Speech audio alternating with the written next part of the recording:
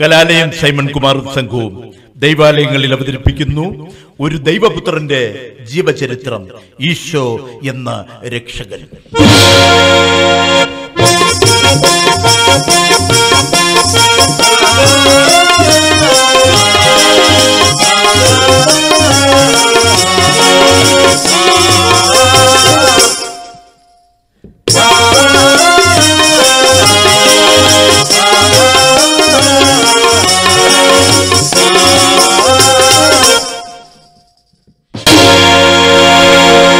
പാലസ്തീനിലെ ഗലീല എന്ന മനോഹരമായ ഒരു ഗ്രാമം. ആ ഗ്രാമത്തിൽ ഒരു കൊച്ചു വീട്. ആ വീടിന്റെ മുറ്റത്ത് അതീവ സുന്ദരിയായ ഒരു പെൺകുട്ടി നിൽക്കുന്നു. അവളുടെ പേര് മറിയം. ഈ മറിയത്തിന് 2 ഗുണങ്ങളുണ്ട്.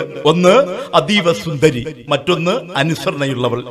ഈ മറിയത്തിന്റെ വിവാഹം നിശ്ചയിച്ചിരിക്കുന്നു. ബത്ലഹേം പട്ടണത്തിലെ ജോസഫാണ് മറിയയെ വിവാഹം കഴിക്കാൻ പോകുന്ന പ്രതിശുദ്ധവരൻ. ഒരു ദിവസം പ്രഭാതത്തിൽ ജോസഫ് ചങ്കു തകരുന്നൊരു വാർത്ത കേട്ടു. താൻ വിവാഹം കഴിക്കാൻ പോകുന്ന മറിയം ഗർഭിണിയാണ്.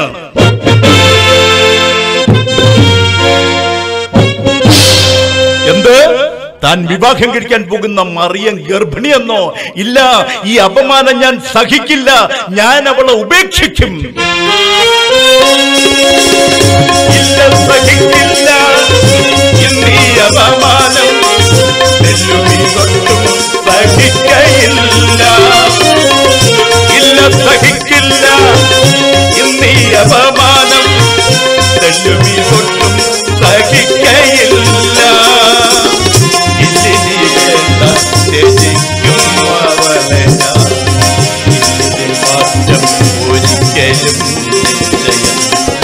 ഇല്ലിനി വേണ്ട ത്യജിക്കും അവനെ ഞാൻ, ഇതിൽ മാറ്റം ഒരിക്കലും നിശ്ചയം. ഇല്ല, സഹിക്കില്ല എന്നീ അപമാനം, തെല്ലുമീ തൊട്ടും സഹിക്കയില്ല. ആ രാത്രിയിൽ ജോസഫ് ഉറങ്ങാൻ കിടന്നു.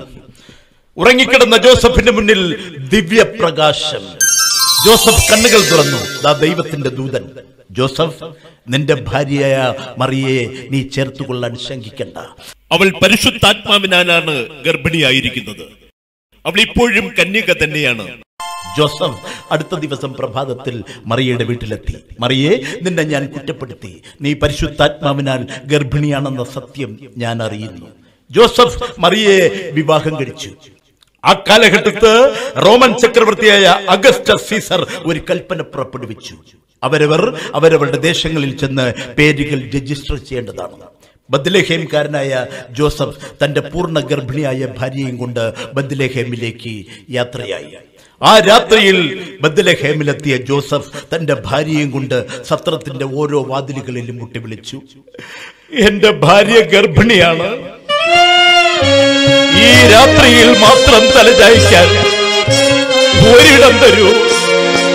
ഹേ മനുഷ്യ, നിങ്ങൾക്ക് കണ്ണു കാണുന്നില്ലേ? നാടിന്റെ നാനാഭാഗങ്ങളിൽ നിന്നും വന്ന് കിടക്കുന്നവരാണിവർ. കടന്നു പോകൂ, ഇവിടെ സ്ഥലമില്ല. തന്റെ പൂർണ്ണ ഗർഭിണിയായ ഭാര്യയും കൊണ്ട് ദുഃഖാർത്തനായി നടന്നു പോകുന്നു ജോസഫ്. അന്തിയുറങ്ങുവാൻ ആ പാതിരാനേരം ആശ്രമവാതിലിൽ മുട്ടിടുന്നു.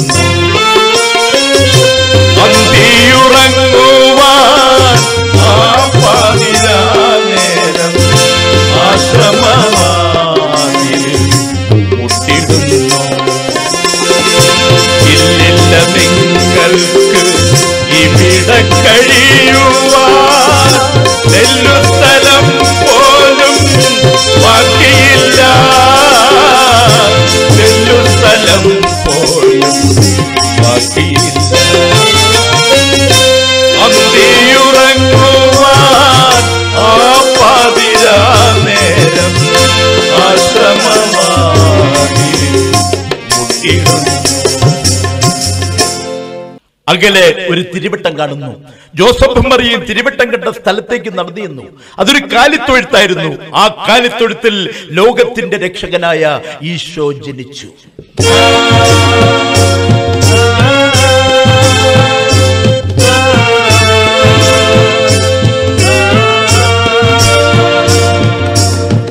സ്വർഗീയ സംഘം ദൂതനോട് ചേർന്ന് ദൈവത്തെ പുകഴ്ത്തി. അത്യുന്നതങ്ങളിൽ ദൈവത്തിനും മഹത്വം, ഭൂമിയിൽ ദൈവപ്രസാദമുള്ള മനുഷ്യർക്കെന്നും സമാധാനം.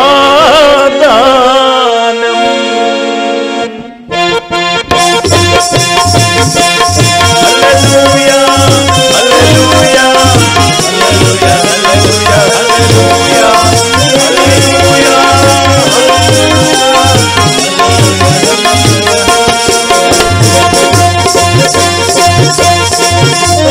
വചനം മനുഷ്യനായി തീർന്നു, ദൈവപുത്രൻ ജനിച്ചിതാ. വചനം മനുഷ്യനായി തീർന്നു, ദൈവപുത്രൻ ജനിച്ചിതാ. അവിതർക്കിതമാം ചരിത്ര സത്യം പ്രത്യക്ഷത്തിൽ പൂർണിമയായി. അവിതർക്കിതമാം ചരിത്ര സത്യം പ്രത്യക്ഷത്തിൽ പൂർണിമയായി. ഹല്ലേലൂയ, ഹല്ലേലൂയ, ഹല്ലേലൂയ, ഹല്ലേലൂയ, ഹല്ലേലൂയ, ഹല്ലേലൂയ, ഹല്ലേലൂയ, ഹല്ലേലൂയ. വിവരമറിഞ്ഞ ഹെരോദ രാജാവ് സിംഹാസനത്തിൽ നിന്നും ചാടി എഴുന്നേറ്റു. എന്ത്? തനിക്ക് ഭീഷണിയായി, തനിക്കെതിരായി ഈ രാജ്യത്തിൽ ഒരു കുഞ്ഞ് പറന്നുവെന്നോ? ആരവിടെ? തനിക്ക് ഭീഷണിയായി ഈ നാട്ടിൽ ഏത് കുഞ്ഞ് ജനിച്ചു? പ്രഭോ, വചനങ്ങൾ ഇങ്ങനെ പറയുന്നു. ബത്ലഹേമേ, ബത്ലഹേമേ, നീ യൂദാ പട്ടണങ്ങളിൽ പ്രമുഖനല്ലോ. എന്റെ ജനത്തിന്റെ നായകൻ നിന്നിൽ നിന്നുത്ഭവിക്കും.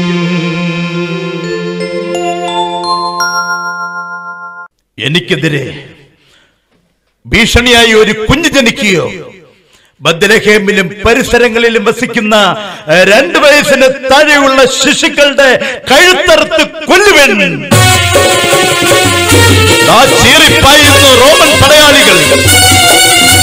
ബത്ലഹേമിലും പരിസരങ്ങളിലും ഓരോ വീടുകളിലും അവർ കുതിച്ചു കയറി. അമ്മമാരുടെ ഒക്കത്തിരുന്ന കുഞ്ഞുങ്ങൾ, നിലത്ത് കിടന്ന കുഞ്ഞുങ്ങൾ, തൊട്ടിലിൽ കിടന്ന കുഞ്ഞുങ്ങൾ ബലമായി അവർ പിടിച്ചു വാങ്ങി. തലകീഴായി പിടിച്ചു, തലങ്ങും വിലങ്ങും വെട്ടി നുറുക്കി. തലയറ്റും ഉടലറ്റും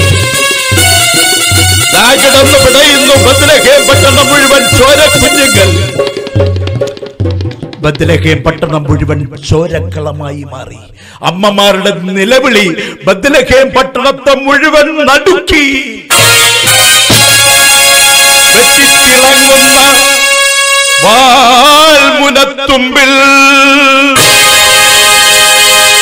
ഓർത്തു നിർത്തുന്നു ചോരക്കിടാങ്ങളെ. ബത്ലഹേം പട്ടണം മുഴുവൻ കുരുതിക്കളമായി മാറി. കുരുതിക്കളമായി. ചോരക്കിടാങ്ങളെ, ചോര ഞരമ്പിനെ ചോരന്മാരാകെ കവർന്നെടുത്തു. ചോരക്കിടാങ്ങളെ, ചോര ഞരമ്പിനെ ചോരന്മാരാകെ കവർന്നെടുത്തു. പെറ്റമ്മമാരുടെ നിർജീവരോദനം ആർക്കും സഹിക്കുവാനാവതില്ല. പെറ്റമ്മമാരുടെ നിർജീവരോദനം ആർക്കും സഹിക്കുവാനാവതില്ല. ഈ കൂട്ടത്തിൽ തന്റെ പ്രതിയോഗിയായ ഈശോയും മരിച്ചുവെന്ന് ഹെരോദാവ് കരുതി. എന്നാൽ മാലാഖയുടെ നിർദ്ദേശപ്രകാരം കുഞ്ഞ് ഈശോയും കൊണ്ട് ജോസഫും മറിയയും ഈജിപ്തിലേക്ക് യാത്രയായി. വർഷങ്ങൾ പലത് കഴിഞ്ഞു. ഈശോയ്ക്ക് ഇന്ന് 30 വയസ്സ് പ്രായമുണ്ട്. ആ കണ്ണുകൾക്ക് എന്തൊരു തിളക്കം, എന്തൊരു വാചാലത. 12 വയസ്സ് മുതൽ 30 വയസ്സ് വരെ ഈശോ അപ്പനും അമ്മയ്ക്കും വിധേയനായി ജീവിതം നയിച്ചു.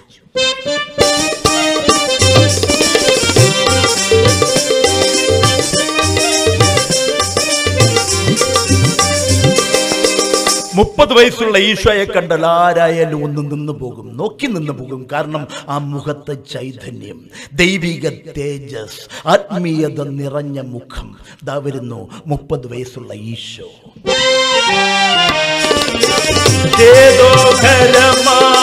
മുഖത്തു സ്വർഗീയമാ തേജസ്സുണർന്ന ലോലമിഴിയും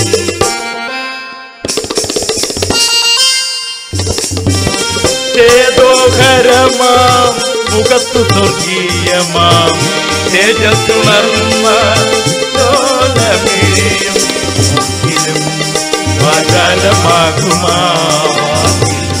ആത്മീയമാമേതോ വശ്യശക്തി നോക്കിലും ആത്മീയമാമേതോ വശ്യശക്തി ചേതോധരമാം മുഖത്തു സ്വർഗീയമാം തേജസ്സുണർന്ന ലോലമിഴിയും. പൊന്തിയോസ് പീലാത്തോസ് യഹൂദ്യ ഭരിക്കുന്ന കാലം. ദാ വരുന്നു സഖരിയാവിന്റെ പുത്രൻ സ്നാപക യോഹന്നാൻ. വെള്ളിത്താടി തലമുടിയും ഒട്ടകരോമക്കുപ്പായം, വെള്ളിത്താടി തലമുടിയും ഒട്ടകരോമക്കുപ്പായം, മൃഗധർമ്മം അരപ്പട്ടയുമായി നീട്ടി വളർത്തിയ നീക്കി, മൃഗധർമ്മം അരപ്പട്ടയുമായി നീട്ടി വളർത്തിയ നീക്കി. വെള്ളിത്താടി തലമുടിയും ഒട്ടകരോമക്കുപ്പായം, ഒട്ടകരോമക്കുപ്പായം, ഒട്ടകരോമക്കുപ്പായം. യോഹന്നാൻ ഉറക്കെ വിളിച്ചു പറയുന്നു, വഴിയൊരുക്കുവിൻ നിങ്ങൾ വഴിയൊരുക്കുവിൻ, മാനസാന്തരം നിങ്ങൾ സ്വീകരിക്കുവിൻ. വഴിയൊരുക്കുവിൻ നിങ്ങൾ വഴിയൊരുക്കുവിൻ, മാനസാന്തരം നിങ്ങൾ സ്വീകരിക്കുവിൻ. കർത്താവിൻ പാതയിൽ യാത്ര ചെയ്യുവിൻ, കർത്താവിൻ പാതയിൽ യാത്ര ചെയ്യുവിൻ. വിളതരാത്ത ചെടികളൊക്കെ വെട്ടി വീഴ്ത്തി, കർത്താവിൻ പാതയിൽ യാത്ര ചെയ്യുവിൻ. വിളതരാത്ത ചെടികളൊക്കെ വെട്ടി വീഴ്ത്തി. വഴിയൊരുക്കുവിൻ നിങ്ങൾ വഴിയൊരുക്കുവിൻ, മാനസാന്തരം നിങ്ങൾ സ്വീകരിക്കുവിൻ. മാനസാന്തരം നിങ്ങൾ സ്വീകരിക്കുവിൻ, മാനസാന്തരം നിങ്ങൾ സ്വീകരിക്കുവിൻ. യോഹന്നാനെ കണ്ട ജനങ്ങളെല്ലാം ഓടിക്കൂടി. യഹൂദ പ്രമാണിമാരെയും മതപണ്ഡിതന്മാരെയും പരീശന്മാരെയും കണ്ടപ്പോൾ യോഹന്നാന്റെ വിധം മാറി. സ്നാപക യോഹന്നാൻ ഉറക്കെ ചോദിച്ചു, സർപ്പസന്തതികളെ, സർപ്പസന്തതികളെ, സർപ്പസന്തതികളെ, മാനസാന്തരപ്പെടുവിൻ, പശ്ചാത്തപിക്കുവിൻ. സ്വർഗരാജ്യം സമീപിച്ചിരിക്കുന്നു. വിളതരാത്ത ചെടികളുടെ ചുവടുകളിലെല്ലാം കോടാലി വെച്ച് കഴിഞ്ഞു. ജനങ്ങളോടിക്കൂടി, ഞങ്ങൾ എന്താണ് ചെയ്യേണ്ടത്? നിങ്ങൾ മനസ്സാന്തരപ്പെട്ട് ഈ യോർദാൻ നദിയിൽ ഇറങ്ങി ജലസ്നാനം സ്വീകരിക്കുവിൻ. കൊടും പാപികൾ പോലും പശ്ചാത്തപിക്കുന്നു. സ്നാപക യോഹന്നാനിൽ നിന്നും ജലസ്നാനം സ്വീകരിക്കുന്നു. ജലസ്നാനം സ്വീകരിച്ച ജനങ്ങൾ സ്നാപക യോഹന്നാനോട് ചോദിച്ചു, അല്ല, ഞങ്ങൾക്കൊരു സംശയം. എന്താണ് നിങ്ങളുടെ സംശയം? നീ വരാതിരിക്കുന്ന ക്രിസ്തുവോ, അതോ ഏലിയാവോ, അതോ പ്രവാചകനോ? ഞാൻ ക്രിസ്തുവല്ല, ഞാൻ പ്രവാചകനല്ല. അവന് വഴിയൊരുക്കുവാൻ വന്നവൻ. നിങ്ങൾ കണ്ടുവോ? അതാ എനിക്ക് പിന്നാലെ അവൻ വരുന്നു. അവൻ ദൈവത്തിന്റെ കുഞ്ഞാട്. അവന്റെ ചെരുപ്പിന്റെ വാറഴിക്കുവാൻ ഞാൻ യോഗ്യനല്ല. ഞാൻ നിങ്ങളെ ജലത്താൽ ജ്ഞാനസ്നാനം ചെയ്യുന്നു. അവനോ നിങ്ങളെ പരിശുദ്ധാത്മാവിനാലും തീയിനാലും ജ്ഞാനസ്നാനം ചെയ്യും. യോർദാൻ നദിക്കരയിൽ നിൽക്കുന്ന സ്നാപക യോഹന്നാന്റെ അരികിൽ ഈശോ നടന്നെത്തി. 4 കണ്ണുകൾ തമ്മിൽ കൂട്ടിമുട്ടി. യോർദാൻ തീരത്തൊരപൂർവ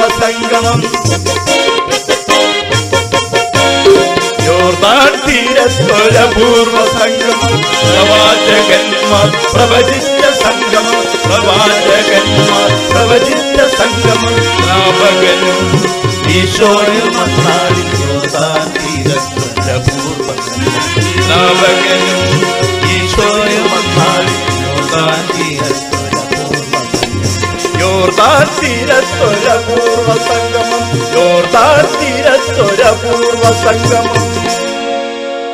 യോഹന്നാൻ, നീ എന്നെ ഈ യോർദാൻ നദിയിൽ മുക്കി ജലസ്നാനം ചെയ്യുക.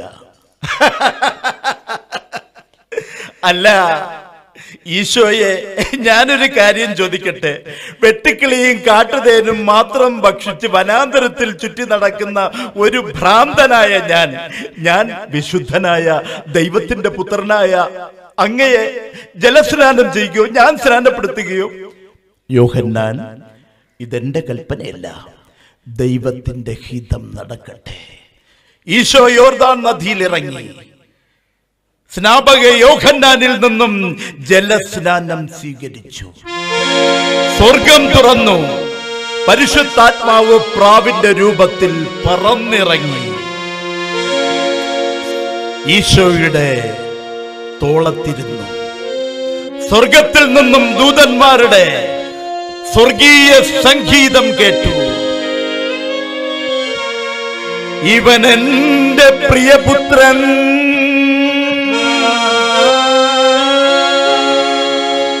ഇവനിൽ ഞാൻ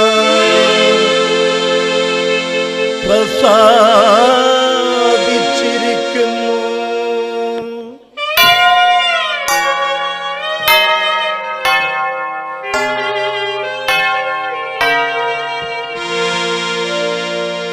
ജലസ്നാനം സ്വീകരിച്ച ഈശോ ഈർണണിഞ്ഞ വസ്ത്രവുമായി നടന്നു പോകുന്നത് സ്നാപക യോഹന്നാൻ നിറകണ്ണോടെ നോക്കുന്നു. താൻ എന്തിനാണോ ഈ ഭൂമിയിൽ വന്നത്, ആ ദൗത്യം പൂർത്തിയായിരിക്കുന്നു.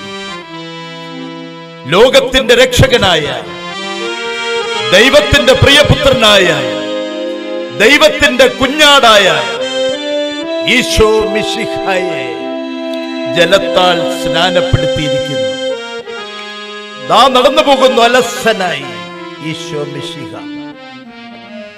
യോർദാൻ നദി തീരത്തുകൂടെ നടന്നു പോകുന്നു ഈശോ. 2 പേർ വല വീശുന്നു, പത്രോസും അന്ത്രയോസും. ഈശോ അവരുടെ അടുക്കലെത്തി. എന്താ, മത്സ്യം നിറയെ കിട്ടിയോ? എവിടെ? കടല് കരിഞ്ഞു കിടക്കുക, കടലിനകത്തൊന്നുമില്ല. 2 ദിവസം കൊണ്ട് ഞങ്ങൾ ഈ വല വീശുകയാ, ഒരു മത്സ്യം പോലും വലയിൽ കുരുങ്ങിയില്ല. ആഴത്തിലോട്ട് വലയിറക്കുക. അതെ, കർത്താവ് നമ്മോട് ഓരോരുത്തരോടും പറയുന്നു, ആഴത്തിലോട്ട് വലയിറക്കാൻ. നമ്മുടെയൊക്കെ വിശ്വാസം നാവിൻ തുമ്പിലാണ്. കർത്താവ് നമ്മോട് പറയുന്നു, ആഴത്തിലോട്ട് വലയിറക്കാൻ. അല്ല, നിന്നെ കണ്ടിട്ടൊരു പ്രവാചകനാണെന്ന് തോന്നുന്നു. നീ പറഞ്ഞതിന് വേണ്ടി ഞങ്ങൾ ആഴത്തിലോട്ട് വലയിറക്കാം. കർത്താവ് പറഞ്ഞ സ്ഥലത്തേക്ക് അവർ വലയിറക്കി. എടാ അന്ത്രയോസേ, എടാ യോഹന്നാൻ, ഓടിവാടാ, വല കയറുന്നില്ല. എടാ വല കയറുന്നില്ല. അത് വല്ല കല്ലേലും കുരുങ്ങി കാണും. കല്ലേല് കുരുങ്ങിയതല്ല, അവർ വല ആഞ്ഞു പിടിക്കുന്നു. അത്ഭുതം, വല നിറയെ മത്സ്യം. അല്ല, നീ ആരാണ്? പറയൂ, നീ ആരാണ്? എന്നെ അനുഗമിക്കൂ, നിങ്ങൾക്ക് എന്നെ കണ്ടെത്താം. പത്രോസും അന്ത്രയോസും യാക്കോബും വല വലിച്ചു ദൂരേക്കെറിഞ്ഞു. അവർ കർത്താവിന് പിന്നാലെ പോയി. പത്രോസ്, അന്ത്രയോസ്, യാക്കോബ്, യോഹന്നാൻ, അങ്ങനെ ഈശോയ്ക്ക് 12 ശിഷ്യന്മാർ. യാക്കോബും യോഹന്നാനും ഫിലിപ്പോസും ബർത്തലോമായി മത്തായി. അന്ത്രയോസ് യാക്കോബ് യോഹന്നാനും ഫിലിപ്പോസും ബർത്തലോമായി മത്തായി ആൽഫാ മകൻ യാക്കോബ് ആൽഫാ മകൻ യാക്കോബ് സദ്ദായി ശിമോൻ ഒറ്റുകാരൻ യൂദാസും 12 അപ്പോസ്തലന്മാർ ഒറ്റുകാരൻ യൂദാസും 12 അപ്പോസ്തലന്മാർ പത്രോസ് അന്ത്രയോസ് യാക്കോബ് യോഹന്നാനും ഫിലിപ്പോസും ബർത്തലോമായി മത്തായി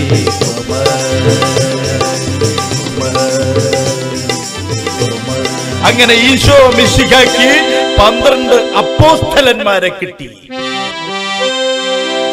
സഹൃദയരെ, 33.5 വർഷക്കാലം ഈ ഭൂമിയിൽ മനുഷ്യനായി ജീവിച്ച ദൈവപുത്രൻ ഈശോ മിശിഹ താൻ ആരാണെന്ന് അറിയിക്കുവാൻ, ലോക ജനതയെ അറിയിക്കുവാൻ, യഹൂദ പ്രമാണിമാരെയും മതപണ്ഡിതന്മാരെ അറിയിക്കുവാൻ തന്റെ അത്ഭുത പ്രവൃത്തികൾ ആരംഭിക്കുകയാണ്. തന്റെ അത്ഭുത പ്രവൃത്തികൾ ഈശോ ആരംഭിക്കുവാൻ കാര്യം എന്താണെന്ന് പറഞ്ഞാൽ, താൻ ആരാണ്, താൻ ദൈവപുത്രനാണ് എന്നുള്ളത് ഈ ജനങ്ങൾ മനസ്സിലാക്കുവാൻ വേണ്ടിയാണ് കർത്താവ് അത്ഭുത പ്രവൃത്തികൾ ഈ ഭൂമിയിൽ കാഴ്ചവെച്ചത്. ദൈവം തന്റെ അത്ഭുത പ്രവൃത്തികൾ തന്റെ പുത്രനിലൂടെ ജനങ്ങളെ മാനസാന്തരപ്പെടുത്തുവാനും നിത്യതയിലേക്ക് സ്വർഗരാജ്യത്തേക്ക് കൊണ്ടുപോകുവാൻ വേണ്ടിയാണ് തന്റെ പ്രിയ പുത്രനെ ഈ ഭൂമിയിലേക്ക് യഹോവയായ ദൈവം അയച്ചത്. അങ്ങനെ 33.5 വർഷക്കാലം ജീവിച്ച ഈശോയുടെ പ്രേഷിത പ്രവർത്തനം എന്ന് പറയുന്നത് വെറും 3.5 വർഷമാണ്. ഈ 3.5 വർഷക്കാലം ഒരു മനുഷ്യൻ എങ്ങനെ ഭൂമിയിൽ ജീവിക്കണമെന്നും, ഒരു മനുഷ്യൻ എന്താണെന്നും പഠിപ്പിച്ച, സ്നേഹം എന്താണെന്ന് പഠിപ്പിച്ച, ഒരു മനുഷ്യൻ ആരാണ് എന്ന് മനസ്സിലാക്കി കൊടുത്ത ദൈവത്തിന്റെ പ്രിയപുത്രൻ ഈശോ. ജനങ്ങൾ ഒരുപക്ഷെ ഈശോയെ അവിശ്വസിക്കാതിരിക്കുവാൻ വേണ്ടി ഈശോ ചില അത്ഭുതങ്ങൾ, അടയാളങ്ങൾ ഈ ഭൂമിയിൽ കാണിച്ചു. കാനായിലെ കല്യാണ വീട്ടിൽ ഈശോ കാണിച്ച അത്ഭുതം നമുക്കെല്ലാവർക്കും അറിയാം. അതെ, ഈശോയുടെ ജീവിത ചരിത്രത്തിലെ ആദ്യത്തെ അത്ഭുതമായിരുന്നു അത്. ഈശോയും 12 അപ്പോസ്തലന്മാരും ആ കാനായിലെ കല്യാണ വീട്ടിൽ ചെന്നപ്പോൾ 6 കൽഭരണികളിൽ വെള്ളം നിറയ്ക്കപ്പെട്ടപ്പോൾ ഈശോ സ്വർഗത്തേക്ക് ഒരു പ്രാവശ്യം നോക്കി. സ്വർഗത്തിൽ നിന്നും ആദ്യത്തെ അഭിഷേകം കൽഭരണികളിൽ ഇറങ്ങി വന്നു. പച്ചവെള്ളം വീഞ്ഞായി മാറി. ഇത് കണ്ട ശിഷ്യന്മാർ അത്ഭുതപ്പെട്ടു. നാട് മുഴുവൻ ഈശോയുടെ കീർത്തി പരന്നു. ജനങ്ങൾ തിങ്ങിക്കൂടിയപ്പോൾ ഈശോ മലമുകളിൽ കയറി. ലോകചരിത്രത്തിൽ എന്നുമെന്നും ലിഖിതങ്ങളാൽ എഴുതപ്പെട്ട ഗിരിപ്രഭാഷണം എന്നറിയപ്പെടുന്ന ലോകത്തിലെ ആദ്യത്തെ പ്രഭാഷണം ഈശോ മലമുകളിൽ ആരംഭിച്ചു. ആത്മാവിൽ ദരിദ്രരായവർ ഭാഗ്യവാന്മാർ, സ്വർഗരാജ്യം അവർക്കുള്ളതാകുന്നു. ദുഃഖിക്കുന്നവർ ഭാഗ്യവാന്മാർ, അവർക്ക് ആശ്വാസം ലഭിക്കും. സൗമ്യതയുള്ളവർ ഭാഗ്യവാന്മാർ, അവർ ദൈവത്തെ കാണും. ഹൃദയശുദ്ധിയുള്ളവർ ഭാഗ്യവാന്മാർ, അവർ ദൈവത്തിന്റെ മക്കളെന്നറിയപ്പെടും.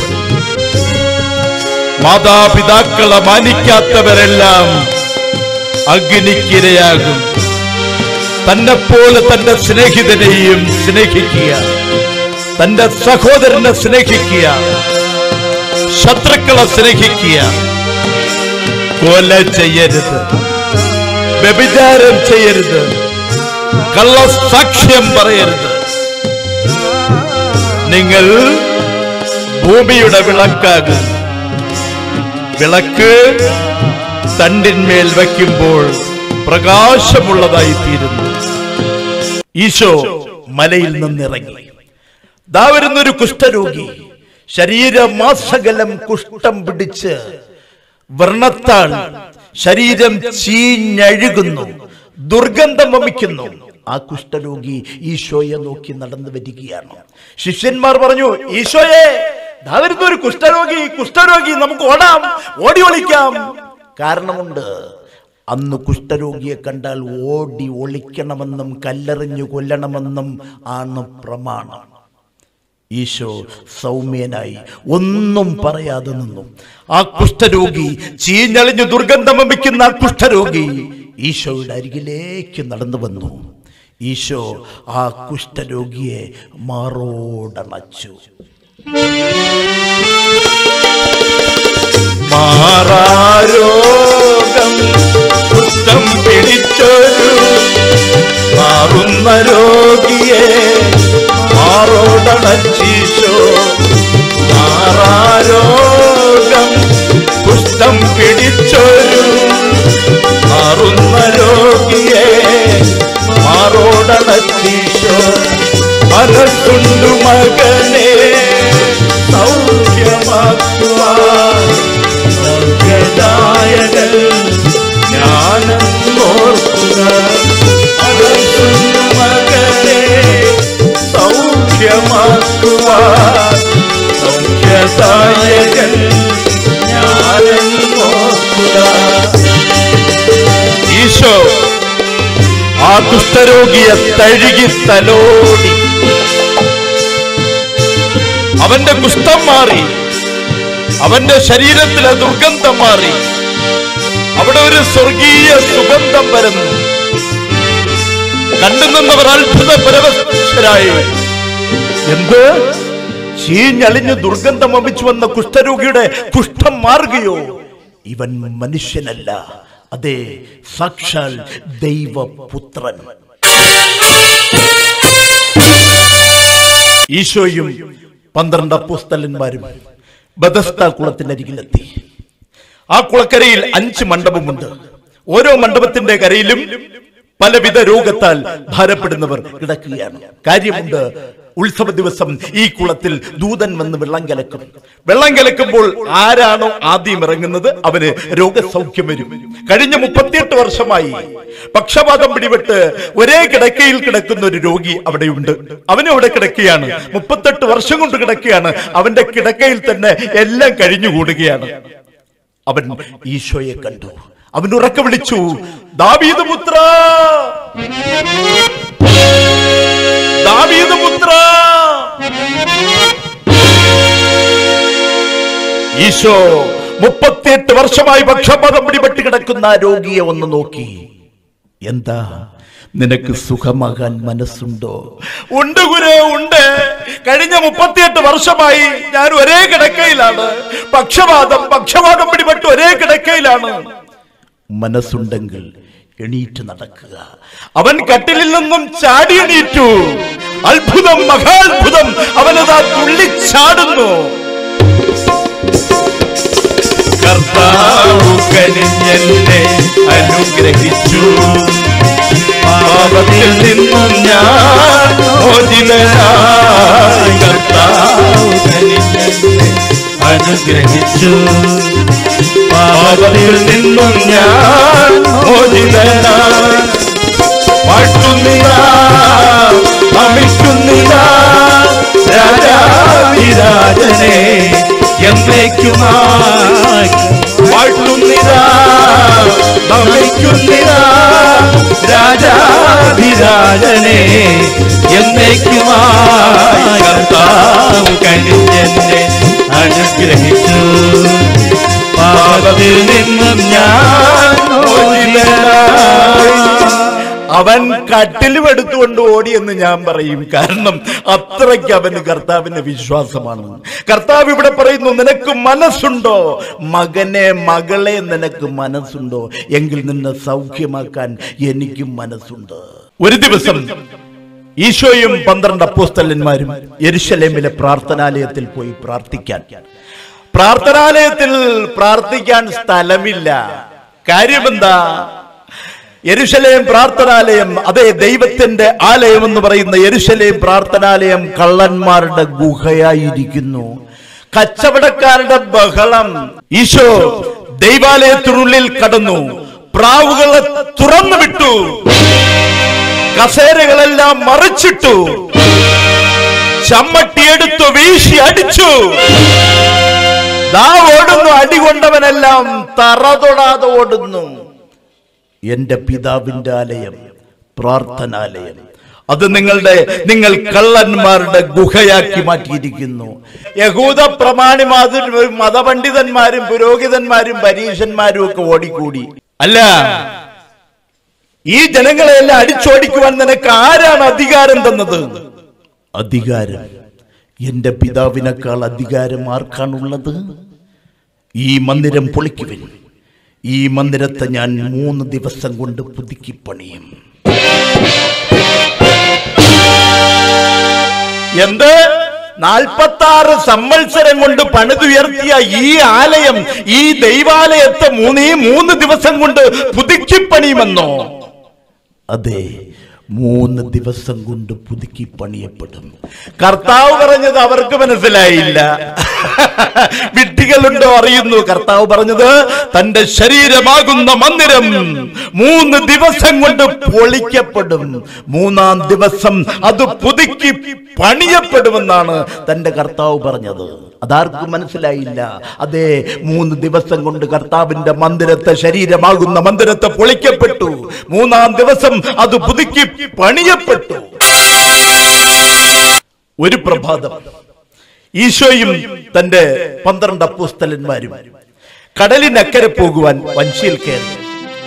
ദാ വഞ്ചി മെല്ലെ മെല്ലെ പോകുന്നു. ഈശോ വഞ്ചിയുടെ അമരത്ത് തലയിണ വെച്ചുറങ്ങുന്നു. ശിഷ്യന്മാർ വഞ്ചി ആഞ്ഞു തുഴയുകയാണ്. ഈശോ വഞ്ചിയുടെ അമരത്ത് തലയിണ വെച്ചുറങ്ങാൻ കാര്യം എന്താണെന്നല്ലേ? തന്നിലുള്ള തന്റെ ശിഷ്യന്മാരുടെ വിശ്വാസം, താൻ ദൈവത്തിന്റെ പുത്രനാണെന്നുള്ള വിശ്വാസം എത്ര മാത്രമാണ് തന്റെ ശിഷ്യന്മാർക്കെന്ന് കർത്താവിന് പരീക്ഷിച്ചറിയണം. കർത്താവിന് മനസ്സിലാക്കണം തന്റെ ശിഷ്യന്മാരുടെ വിശ്വാസം. അതിലേക്ക് വേണ്ടിയാണ് കർത്താവ് ആ വഞ്ചിയുടെ അമരത്ത് തലയിണ വെച്ചുറങ്ങുന്നത്. ഓളങ്ങൾ ഇളകുന്നു 1000 കുഞ്ഞോളങ്ങളായി.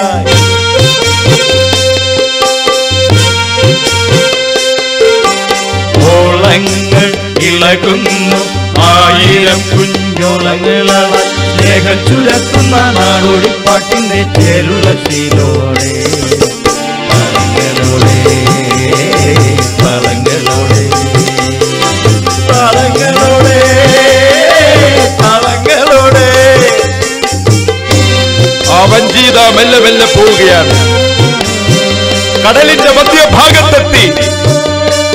പെട്ടെന്ന് കൊടുങ്കാറ്റ് വീശിയടിച്ചു. തിരകൾ തോണിയിലേക്ക് ഇരച്ചു കയറി. ശിഷ്യന്മാർ ഭയന്നുപോയി.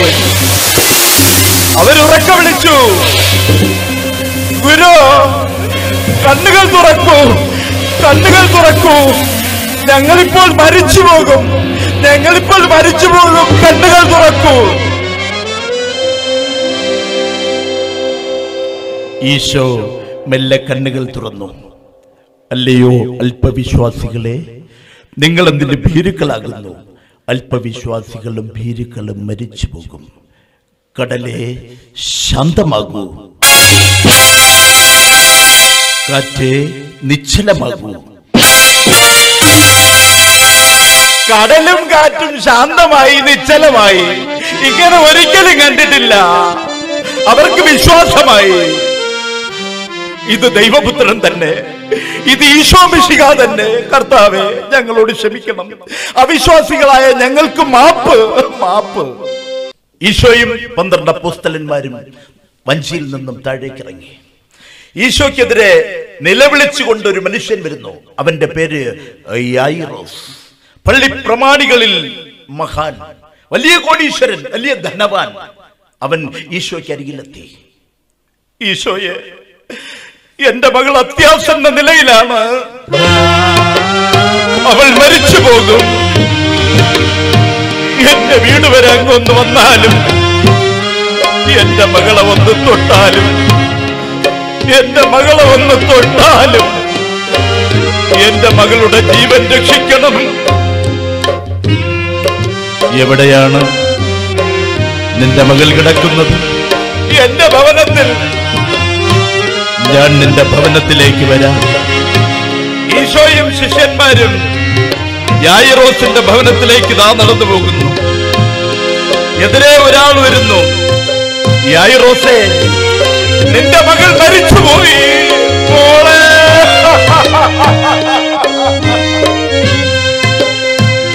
യായിറോസ്, സമാധാനിക്കും, കരയാതിരിക്കും. നിന്റെ മകൾ മരിച്ചിട്ടില്ല. ഈശോയും ശിഷ്യന്മാരും യായിറോസിന്റെ ഭവനത്തിലെത്തി. നോക്കണേ, മരിച്ചു കിടക്കുന്ന ബാലികയെ നോക്കി ഈശോ പറയുന്നു, അവൾ മരിച്ചിട്ടില്ല, ഉറങ്ങിക്കിടക്കുകയാണെന്ന്. ഇതെവിടത്തെ ന്യായം? ഇതെവിടത്തെ നീതി? അവിടെ കൂടിയ ജനങ്ങൾക്ക് വിശ്വാസമില്ല. അവിടുത്തെ കൂടിയ ജനങ്ങളെല്ലാവരും ഈശോയെ തന്നെ ഉറ്റുനോക്കുന്നു. ഈശോ ബാലികയുടെ അരികിലേക്ക് എത്തി. മകളെ, എഴുന്നേൽക്കുക. അവൾ ഉറക്കത്തിൽ നിന്നെന്ന പോലെ എണീറ്റ് വരുന്നു. മരണവീട് ആഘോഷ വീടായി മാറി. ജീവൻ വെടിഞ്ഞ പുത്രിക്ക് വീണ്ടും ജീവൻ നൽകി ഈശോ. മരണദൂതന്റെ വിഷപ്പല്ലുകളെ തകർത്തെറിഞ്ഞു ഈശോ. ജനങ്ങൾ പറഞ്ഞു, ഇവൻ ദൈവപുത്രൻ തന്നെ. ഈശോ മരിച്ചു കിടന്ന ബാലിയയ്ക്ക് പുനർജീവൻ നൽകാൻ കാര്യമുണ്ട്. അവിടെ കൂടിയിരുന്ന മതപണ്ഡിതന്മാർ, യഹൂദ പ്രമാണിമാർ, കോടീശ്വരനായ യായിറോസ്, ഇവരെല്ലാവരും താൻ ദൈവത്തിന്റെ പ്രിയപുത്രനാണെന്ന് മനസ്സിലാക്കണം. അതിലേക്ക് വേണ്ടിയാണ് കർത്താവ് അങ്ങനെ ചെയ്തത്. കർത്താവും ശിഷ്യന്മാരും നടന്നു പോകുന്നു. ദാ ഒരു സ്ത്രീ 4 ഭാഗത്തേക്ക് നോക്കി നടന്നു വരുന്നു. അവൾ നോക്കുമ്പോൾ വമ്പിച്ച ജനക്കൂട്ടം. ഈശോയുടെ അടുക്കൽ അവൾക്ക് എത്താൻ കഴിയുന്നില്ല. അവൾ നോക്കി, പതുങ്ങി പരിങ്ങി അവൾ ഈശോയുടെ അടുക്കൽ വന്നു. അവൾക്ക് ഈശോയെ തൊടാൻ കഴിയുന്നില്ല. അവൾ എന്ത് ചെയ്തു എന്നറിയാമോ?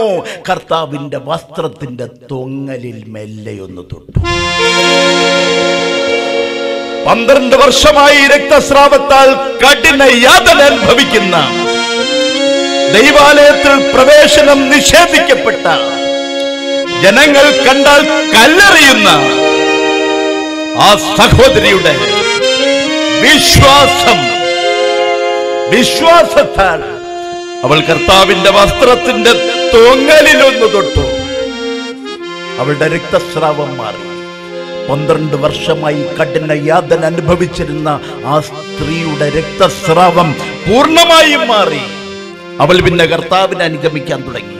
അങ്ങനെ രോഗസൗഖ്യം ലഭിച്ചവർ, കുഷ്ഠരോഗികൾ, കണ്ണ് കാണാത്തവർ, കാത് കേൾക്കാത്തവർ, മുടന്തർ, പക്ഷവാത രോഗികൾ, ഇങ്ങനെ 10,000-കണക്കിന് ജനങ്ങൾ ഈശോയെ അനുഗമിക്കുന്നു.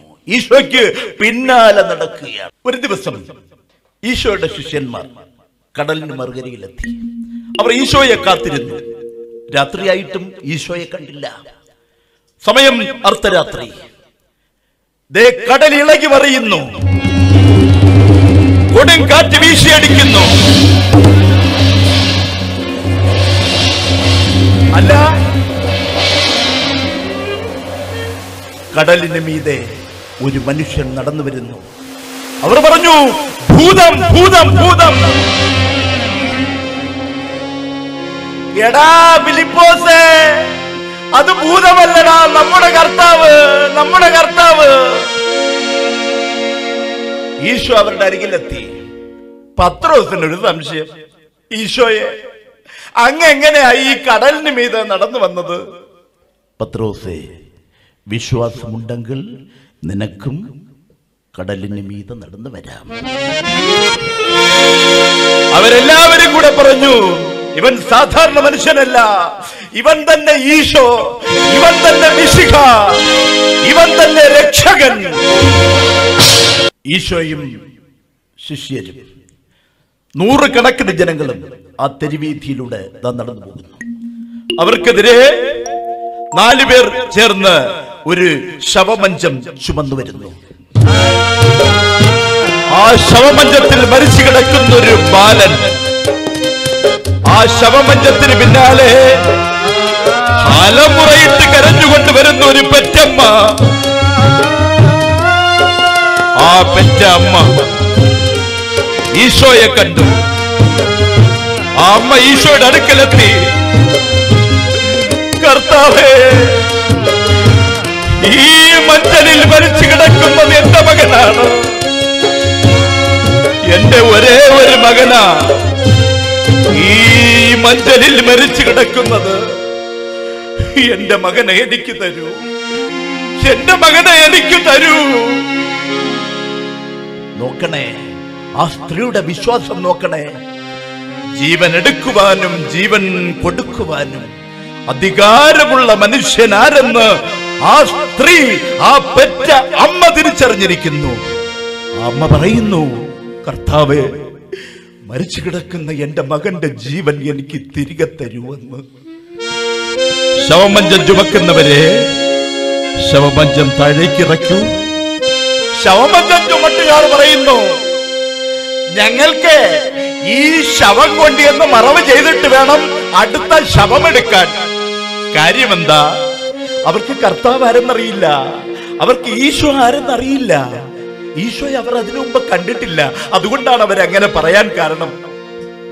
ഈശോയുടെ നിർബന്ധത്തിന് വഴങ്ങി അവർ ശവമഞ്ചം താഴേക്ക് വെച്ചു.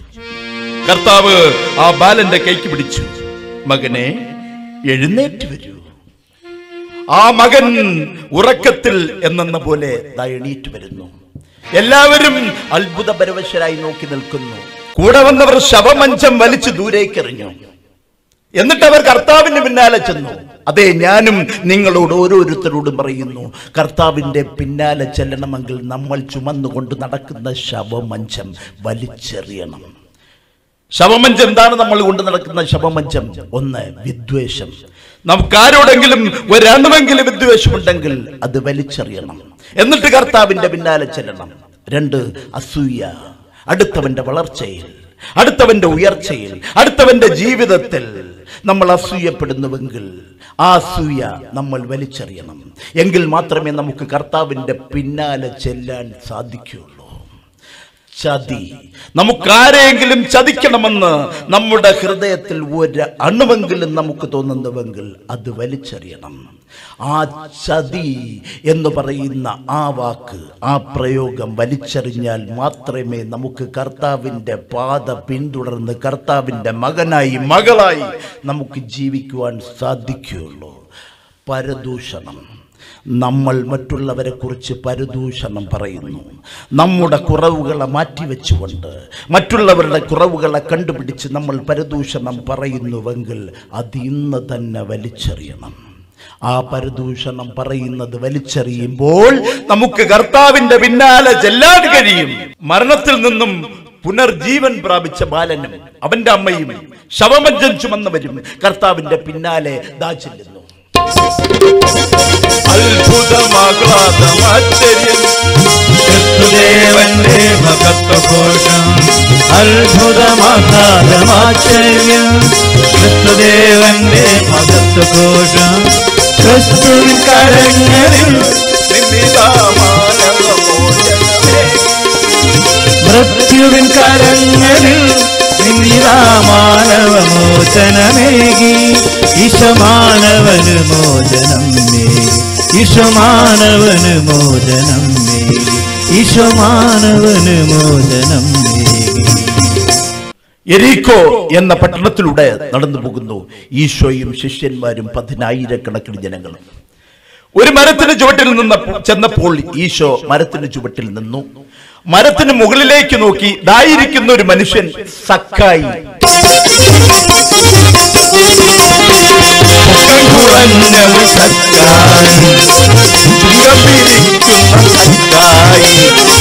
മുഖം കുറഞ്ഞവൻ സക്കായി, ചുങ്കം പിരിക്കുന്ന സക്കായി.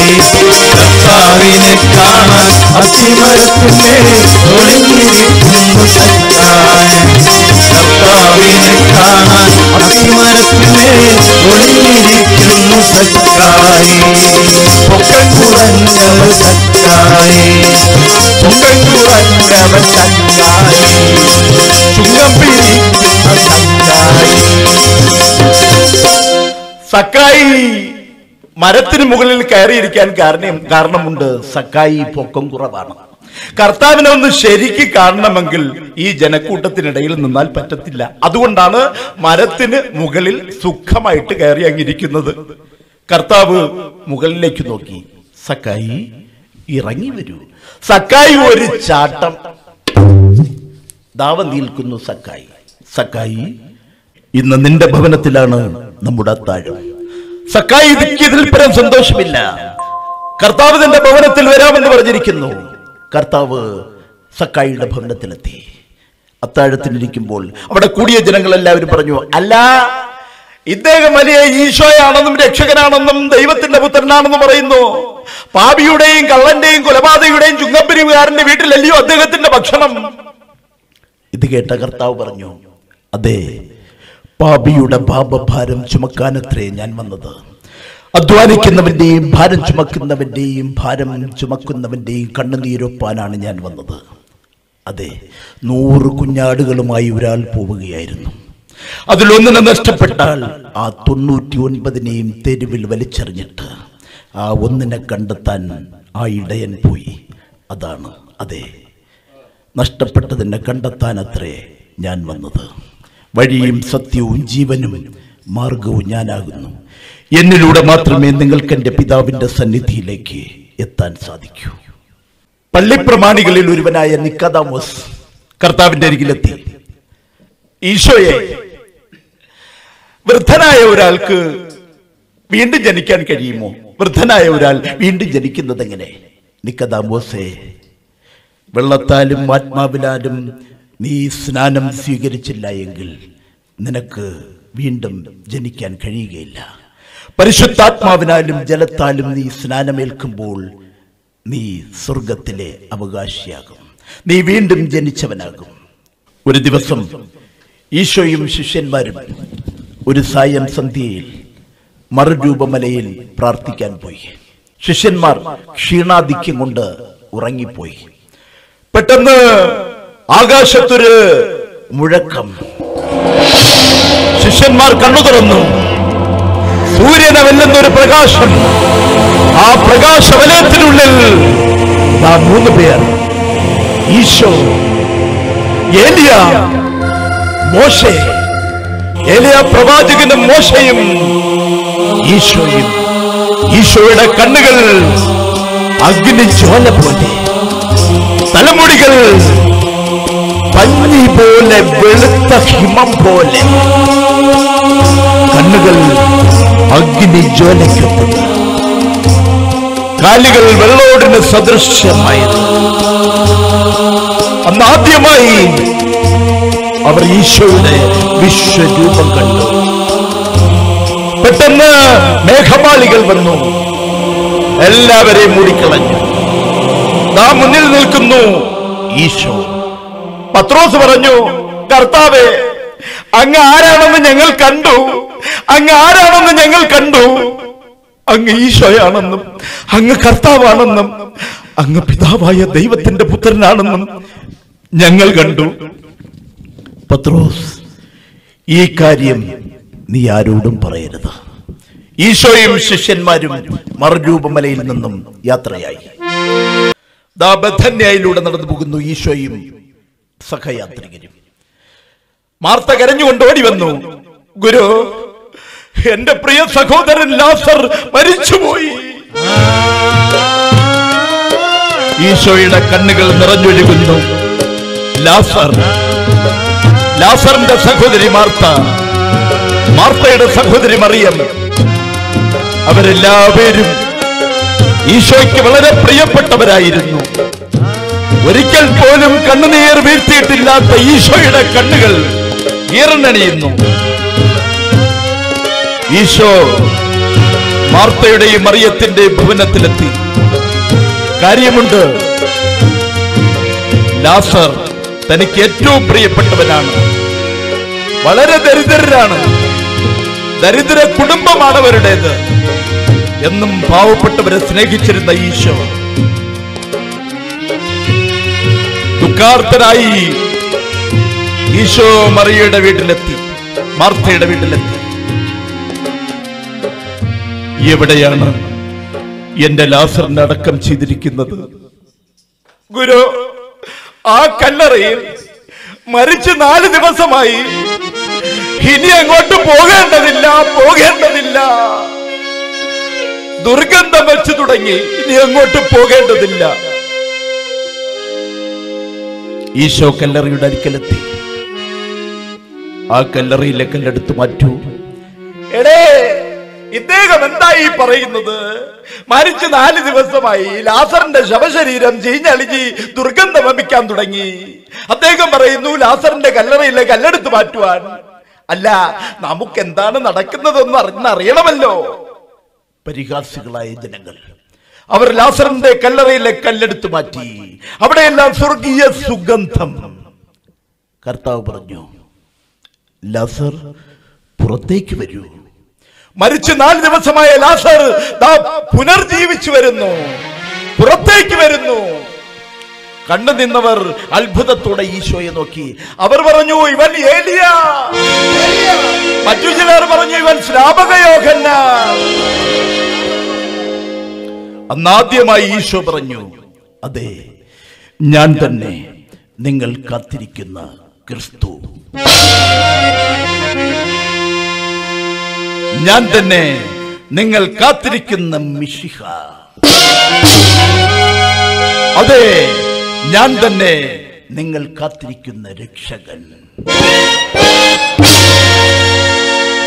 മാർത്തയും ലാസറും മറിയയും കൂടി നിന്ന ജനങ്ങളും കൈകൊട്ടിപ്പാടി നൃത്തമാടി.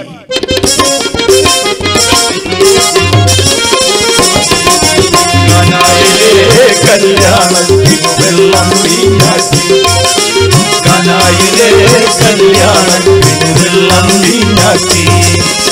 അഞ്ചപ്പം കൊണ്ടയ്യായിരങ്ങൾക്ക് ആഹാരം നൽകി. അഞ്ചപ്പം കൊണ്ടയ്യായിരങ്ങൾക്ക് ആഹാരം നൽകി. അന്ധന്മാർക്ക് ആശ്വാസത്തിൻ കാഴ്ചക നൽകിയവൻ.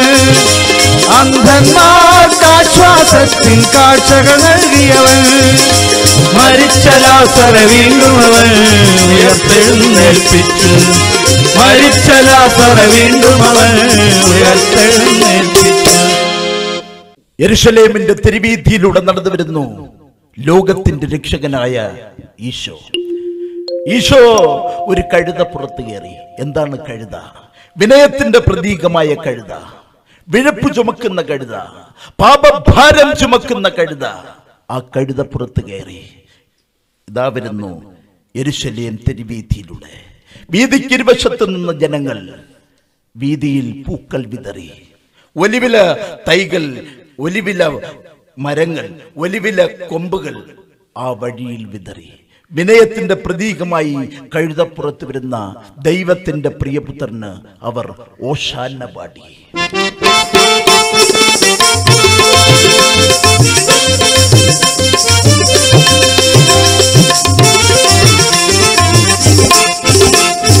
ഒലിവിലേന്തും കൈകളെ, കുരുത്തോലയേന്തും കൈകളെ, ഒലിവിലേന്തും കൈകളെ, കുരുത്തോലയേന്തും കൈകളെ. രാജാധിരാജൻ എഴുന്നള്ളുന്നു. പൂക്കൾ വിരിക്കൂ, പൂക്കൾ വിരിക്കൂ. വീഥികളിൽ, വീഥികളിൽ, വീഥികളിൽ, വീഥികളിൽ. ഹോശാന, ഹോശാന, ഹോശാന, ഹോശാന, ഹോശാന, ഹോശാന, ഹോശാന. ദാവീദിൻ പുത്രനും ഹോശാന, ഹോശാന, ഹോശാന ദാവീദിൻ പുത്രനും ഹോശാന.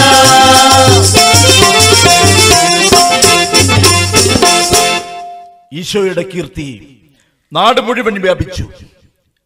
രോഗികളെ സൗഖ്യമാക്കുന്നു, കണ്ണു കാണാത്തവന് കാഴ്ച നൽകുന്നു, മുടന്തന് സൗഖ്യമേകുന്നു, പക്ഷപാതക്കാരനെ സൗഖ്യപ്പെടുത്തുന്നു, കാഴ്ചയില്ലാത്തവന് കാഴ്ച നൽകുന്നു, കുഷ്ഠരോഗികളെ സൗഖ്യമാക്കുന്നു, മരിച്ചവനെ പുനർജീവിപ്പിക്കുന്നു. ലോകത്താർക്കും കഴിയാത്തൊരു കാര്യമാണ് മരിച്ചവന് പുനർജീവൻ കൊടുക്കുക എന്നുള്ളത്.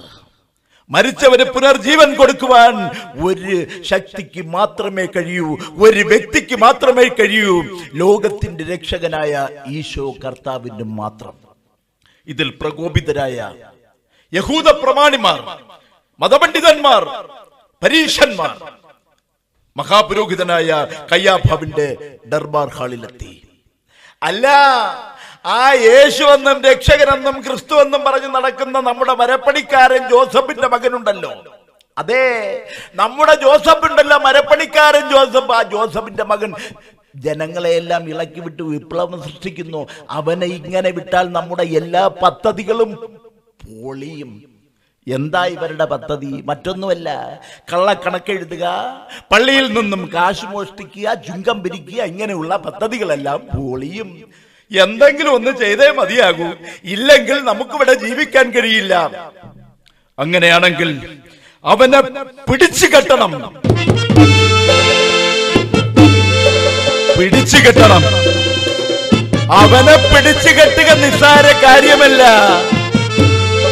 10-12 കൂടെ നടക്കുന്നു. എല്ലാവനും ഒരുപോലെ ഇരിക്കും. കണ്ടാൽ എല്ലാവനും കർത്താവ് ഈശോ എന്നേ പറയുകയുള്ളൂ. ഒരുപോലെ ഇരിക്കും. അതുകൊണ്ട് അവനെ പിടിച്ചു കെട്ടുക നിസ്സാര കാര്യമില്ല. അവന്റെ കൂട്ടത്തിലൊരുവൻ നമ്മെ സഹായിക്കാമെന്ന് പറഞ്ഞിട്ടുണ്ട്. അവൻ എവിടെയാണ് രാത്രിയിൽ താമസിക്കുന്നത്, അവൻ എവിടെയാണ് രാത്രിയിൽ എത്തുന്നത് എന്ന് കണ്ടുപിടിക്കേണ്ടത് ആവശ്യമാണ്. അവസാനത്തെ അത്താഴ ദിവസം, അവസാനത്തെ വിരുന്ന് സൽക്കാരത്തിന്റെ ദിവസം, ഈശോയും തന്റെ ശിഷ്യന്മാരും ലൂക്കോസിന്റെ ഭവനത്തിൽ വിരുന്നൊരുക്കി. ഈശോ തന്റെ ശിഷ്യന്റെ പാദങ്ങൾ കഴുകുന്നു. നോക്കണേ, തന്റെ ശിഷ്യന്മാരുടെ പാദങ്ങൾ കഴുകി തൂവാല കൊണ്ട് തുടയ്ക്കുന്ന ലോകത്തിലെ ഏറ്റവും വലിയ ഗുരു, അതെ, ഈശോ. പത്രോസ് പറഞ്ഞു, കർത്താവേ, എന്റെ പാദം കഴുകണ്ട, എന്റെ പാദം അവിടെ നിന്ന് കഴുകണ്ട, ഞാനൊരു പാപിയാണ്. പത്രോസ്, ഞാനിപ്പോൾ നിന്റെ പാദം കഴുകിയില്ല എങ്കിൽ എന്നോടൊപ്പം നിനക്ക് പങ്കില്ല. ഈശോ അപ്പമെടുത്തു, നുറുക്കി, വാഴ്ത്തി തന്റെ ശിഷ്യർക്ക് കൊടുത്തു. ഇതെന്റെ ശരീരമാകുന്നു. വീഞ്ഞു പ്രാർത്ഥിച്ചു, തന്റെ ശിഷ്യർക്ക് കൊടുത്തു. ഇതെന്റെ രക്തമാകുന്നു. പാപമോചനത്തിനായുള്ള എന്റെ അവസാനത്തെ രക്തം.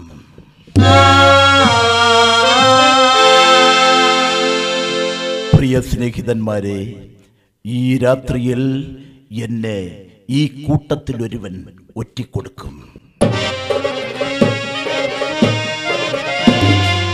ഗുരു, ആരാണ് ആ കുലദ്രോഹി? ആരാണ് ആ വഞ്ചകൻ? എന്റെ താലത്തിൽ ഇപ്പോൾ കൈമുക്കിയവൻ തന്നെ.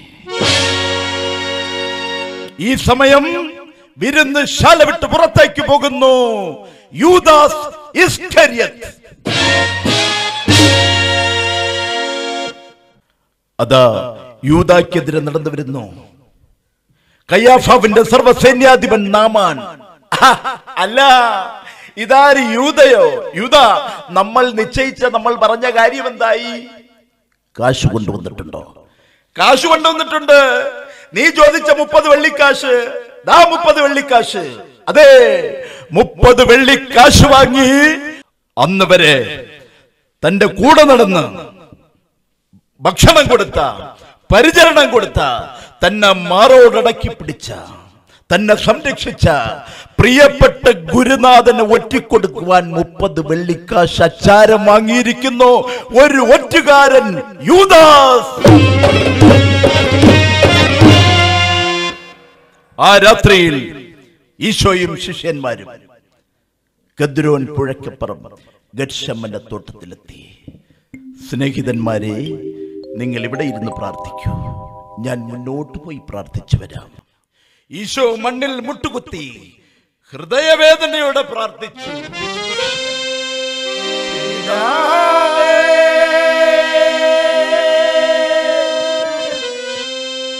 പിതാവേ, ഈ പാനപാത്രം തിരിച്ചെടുക്കേണമേ.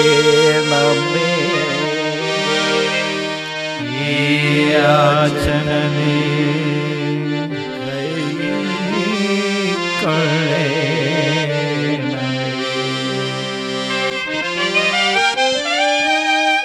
പത്രോസ്, നിങ്ങൾ ഉറങ്ങുകയാണോ? ഒരു നാഴിക പോലും എനിക്ക് വേണ്ടി ഉണർന്നിരുന്ന് പ്രാർത്ഥിക്കാൻ നിങ്ങൾക്ക് കഴിയുന്നില്ലല്ലോ. പ്രലോഭനങ്ങളിൽ അകപ്പെടാതിരിക്കുവാൻ ഉണർന്നിരുന്ന് പ്രാർത്ഥിക്കൂ. എന്നെ പുരോഹിതന്മാർ പിടിച്ചുകെട്ടുവാനുള്ള സമയമായി. ഗുരു, അങ്ങ് എന്താണ് ഈ പറയുന്നത്? എനിക്കൊന്നും മനസ്സിലാകുന്നില്ല, ഞങ്ങൾക്കൊന്നും മനസ്സിലാകുന്നില്ല. അങ്ങയെ പിടിച്ചു കെട്ടുകയോ? ഈ പത്രോസ് ജീവിച്ചിരിക്കുമ്പോൾ അങ്ങയെ പിടിച്ചു കെട്ടുകയോ? പത്രോസ്, ഇന്ന് കോഴി കൂവുന്നതിന് മുൻപ് നീ എന്നെ 3 വട്ടം തള്ളിപ്പറയും. ഇല്ല, ആര് തന്നെ അങ്ങയെ തള്ളിപ്പറഞ്ഞാലും ഈ പത്രോസ് തള്ളിപ്പറയുകയില്ല, തള്ളിപ്പറയുകയില്ല. ഈ സമയം ആയുധങ്ങളും പന്തങ്ങളും വടിവാളുകളുമായി കടന്നു വരുന്നു കയ്യാഫാസിന്റെ സൈന്യാധിപർ, റോമൻ പടയാളികൾ. യൂദ മുന്നോട്ട് വന്നു. ആ രാത്രിയിൽ ഈശോയെ ചുംബിച്ചു. സ്നേഹിത, നീ ചുംബിച്ചുകൊണ്ടാണോ എന്നെ ശത്രുക്കൾ കുറ്റിക്കൊടുക്കുന്നത്? ഇവൻ തന്നെ പിടിച്ചു കെട്ടവനെ. ഈശോയെ പിടിച്ചു കെട്ടി. പത്രോസ് തന്റെ അരയിൽ നിന്നും വാൾ വലിച്ചൂരി റോമൻ പടയാളികളിൽ ഒരുവന്റെ കാതിൽ ആഞ്ഞു വെട്ടി. കാതറ്റ് നിലത്തി വീണു. ഈശോ കാതെടുത്ത് അവന് സൗഖ്യമാക്കി. ഈശോയെ പിടിച്ചു കെട്ടി ആ പാതിരാത്രിയിൽ കയ്യാഫാവിന്റെ ദർബാർ ഹാളിൽ കൊണ്ടുവന്നു.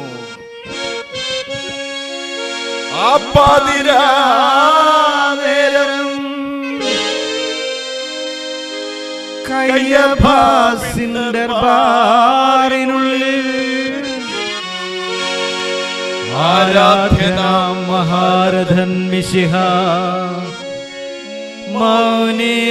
മൗനിയായി നിശ്ചലം നിന്നു. കയ്യാഫാവിന്റെ ചോദ്യങ്ങൾക്കൊന്നും മറുപടി പറയാതെ നിശ്ചലനായി മൗനിയായി ഇതാ നിൽക്കുന്നു ഈശോ.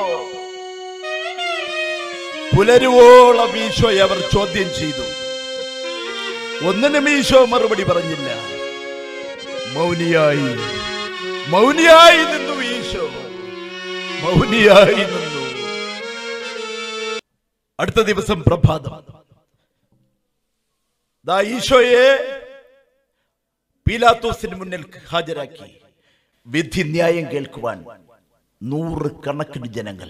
മറ്റാരുമല്ല, യഹൂദ പ്രമാണിമാർ, പരീശന്മാർ. അതെ, കർത്താവായ യേശു ക്രിസ്തുവിന്റെ കൂടെ പിറന്നവർ, ഉറ്റവർ, ഉടയവർ എല്ലാവരും ആ പീലാത്തോസിന്റെ രാജകൊട്ടാരത്തിന് മുന്നിൽ കൂടിയിരിക്കുന്നു.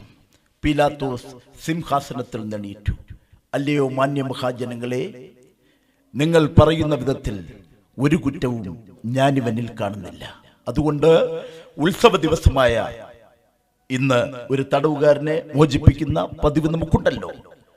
നീതിമാനും നല്ലവനുമായ ഈ ക്രിസ്തുവിനെ മോചിപ്പിക്കുവാൻ നാം ആഗ്രഹിക്കുന്നു. വേണ്ട, ഞങ്ങൾക്ക് ഈ ക്രിസ്തുവിനെ വേണ്ട. ഞങ്ങൾക്ക് ബറാബാസിനെ മതി, ഞങ്ങൾക്ക് ബറാബാസിനെ മതി. നിങ്ങൾ അങ്ങനെയാണ് ആഗ്രഹിക്കുന്നതെങ്കിൽ ഒരു തെറ്റും ചെയ്യാത്ത നീതിമാനെയാണോ നിങ്ങൾക്ക് ആവശ്യം, അതോ കള്ളനും കൊലപാതകിയുമായ ബറാബാസിനെയാണോ നിങ്ങൾക്ക് ആവശ്യം? ഞങ്ങൾക്ക് ബറാബാസിനെ മതി. നിർത്തുവിൻ. എങ്കിൽ നീതിമാനായ ഈ ക്രിസ്തുവിനെ നിങ്ങൾ കൈവിട്ടു തരുന്നു. ഇവന്റെ രക്തത്തിൽ എനിക്ക് പങ്കില്ല.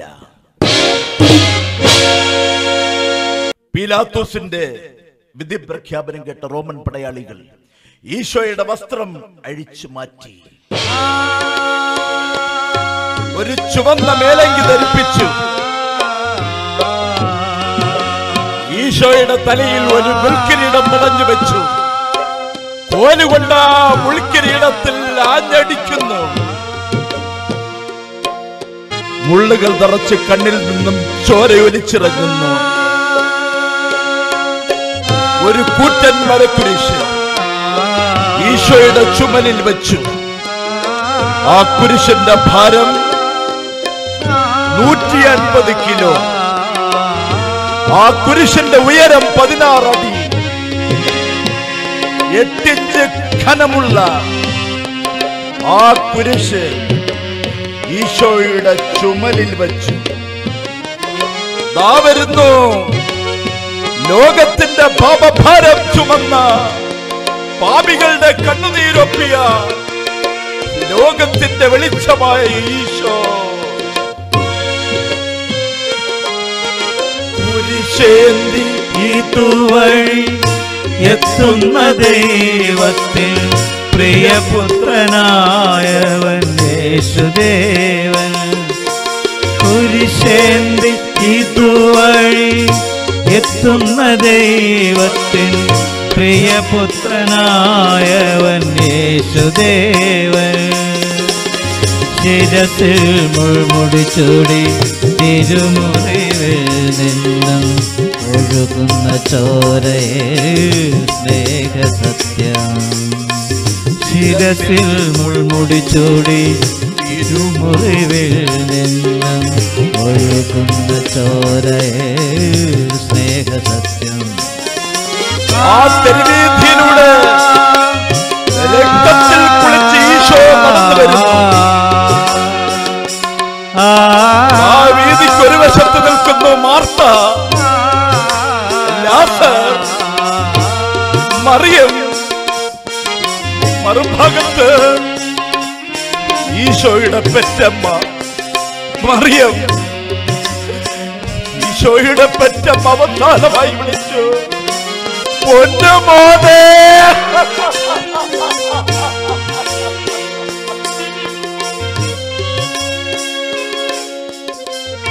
രക്തത്തിൽ കുളിച്ചു വരുന്ന ഈശോ പറഞ്ഞു, യെരൂശലേം പുത്രിമാരെ, നിങ്ങൾ എന്നെ ചൊല്ലിക്കരയണ്ട, നിങ്ങളെയും നിങ്ങളുടെ മക്കളെയും ചൊല്ലിക്കരയുവിൻ. ഒരു തുള്ളി കണ്ണുനീര് പോലും ഈശോയുടെ കണ്ണിൽ നിന്നും ഒഴുകിയില്ല. ഒരു തുള്ളി കണ്ണുനീര് പോലും ഈശോയുടെ കണ്ണിൽ നിന്നും ഒഴുകിയില്ല.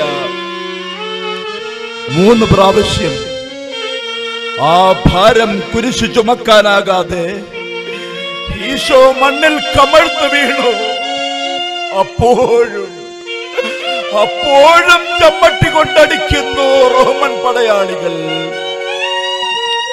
17 പ്രാവശ്യം ആ നാവുകൾ വെള്ളത്തിനായി, വെള്ളത്തിന് വേണ്ടി ദാഹിച്ചു. 17 പ്രാവശ്യം വെള്ളത്തിന് വേണ്ടി. ഒരു തുള്ളി വെള്ളം പോലും ആരും കൊടുത്തില്ല. ഗോൽഗോഥ മലയിലെത്തി. ആ കുരിശിൽ ഈശോയെ മലർത്തി കിടത്തി. കൂറ്റനാടികൾ ആ കൈകളിലും കാലുകളിലും അടിച്ചിറക്കി. ആ കുരിശന്തരീക്ഷത്തിലേക്ക് ഉയർന്നു. മരണത്തിൽ പോലും ഈശോയെ പരിഹസിക്കുവാൻ ഇരുവശങ്ങളിലും 2 കള്ളന്മാരെ ക്രൂശിച്ചു. റോമൻ പടയാളികൾ ഒരുവൻ കയ്യിലിരുന്ന കുന്തമുയർത്തി ഈശോയുടെ വിലാപ്പുറത്ത് ആഞ്ഞുകുത്തി. ഒരു തുള്ളി ചോര, ഒരു തുള്ളി വെള്ളം ഭൂമിയിൽ വീണു. അവസാനത്തെ രക്തം, അവസാന തുള്ളി രക്തം പോലും പാപികളായ നമുക്ക് ഓരോരുത്തർക്കും വേണ്ടി ഭൂമിയിൽ ഒഴുക്കിയ ദൈവത്തിന്റെ കുഞ്ഞാണ് കുരിശിൽ കിടന്ന് പിടയുന്നു, കുരിശിൽ കിടന്ന് പിടയുന്നു.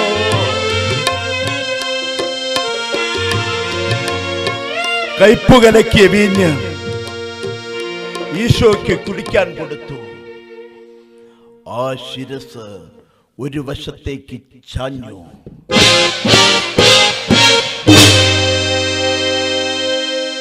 ഈശോ തന്റെ ജീവൻ ഉപേക്ഷിച്ചു. ജെറുസലേം ദേവാലയത്തിൽ തൂക്കിയിട്ടിരുന്ന പട്ടു തിരശീല രണ്ടായി കീറി.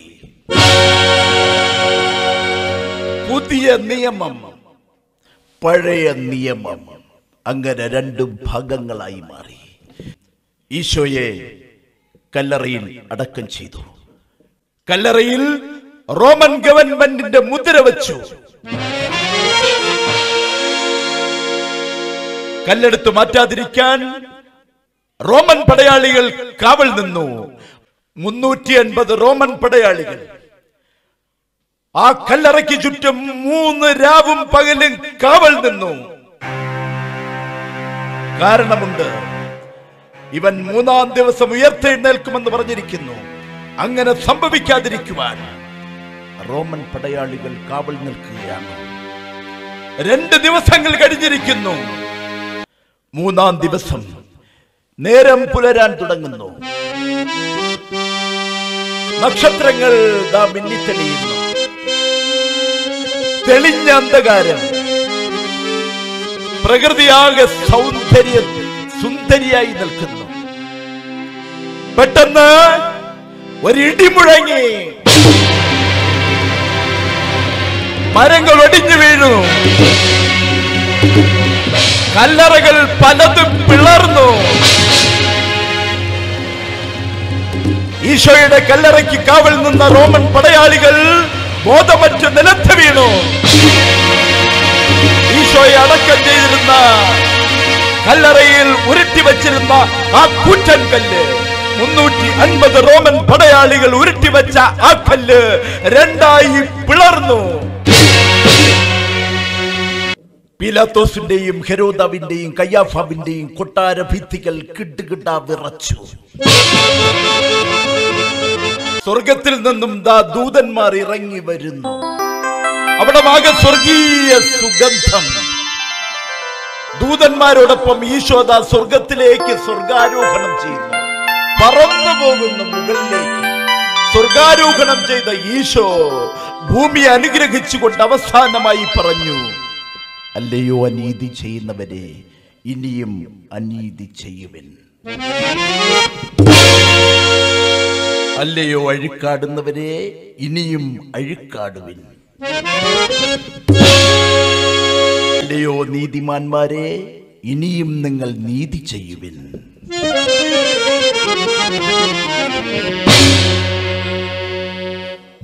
ഞാനിതാ വേഗം വരുന്നു. ഈശോയുടെ 2-ാം വരവിനായി കാത്തിരിക്കുന്ന കർത്താവിനാൽ അനുഗ്രഹിക്കപ്പെട്ടവരെ, ഈശോയുടെ ചരിത്രം ഒരിക്കലും അവസാനിക്കുന്നില്ല. എന്നാൽ ഈ ചരിത്രം ഞാനിവിടെ ഇങ്ങനെ ചുരുക്കുന്നു. അഭിവാദനങ്ങൾ.